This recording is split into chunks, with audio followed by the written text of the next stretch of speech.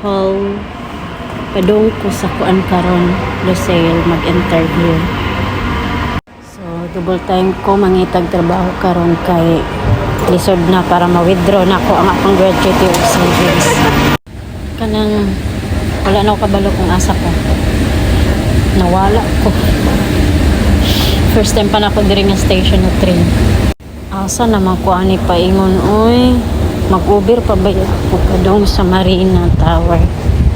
Ko late na pod ko. Bahala na. Kisa pwede malate na wala ta katultul diring dapita. Pero baka suroy ani nga station. Metro station diri. Ko bayot. Saon naman ina. Church to experience dapat ta. Anong moingon din ang company nimo ba? Double time pagpangitag trabaho kay para ma-transfer na dahil nimong kwarta inig duty makuha karong katapusan. Unsa pa na ako pagpangitag double time trabaho na inyo pa kong gipa-duty. Nag-ask ko og local leave para na ako'y 2 weeks na maka-focus ko pa-interview ana. Sa pag-focus na ko na pa ko diri sa trabahoan. Maglayas-layas ko pangitaon manggani ko sa akong manager na ambot mabuang ko bayot. Kalapat nila oy, i-approve na akong leave. Ganahan ko sa offer nila. Yearly ang uwi. Tapos, hatag nila ang tanan na sahod. Pag mo bakasyon ka. Tapos, pag naakay isa ka client na ma-refer ni mo, like sales, o sa pa nang ma-refer ni mo sa elevator, escalator, hati mo sa komisyon sa kuan sa imong manager. And then, ikaw walay biometric. Bahalag malate ka, pwede na ka ikaw mag-time sa imong kagalingon. Tapos, sa pa. Kaya, lusot-lusot raday ni. Okay ra kayong access diri ay.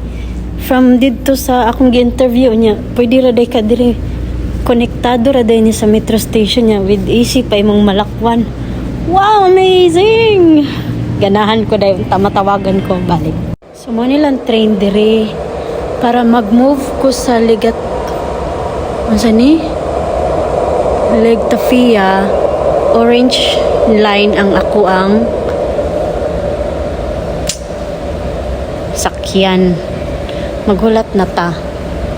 4 reasons why God is asking you to wait. 1. He knows that you are not yet ready for it.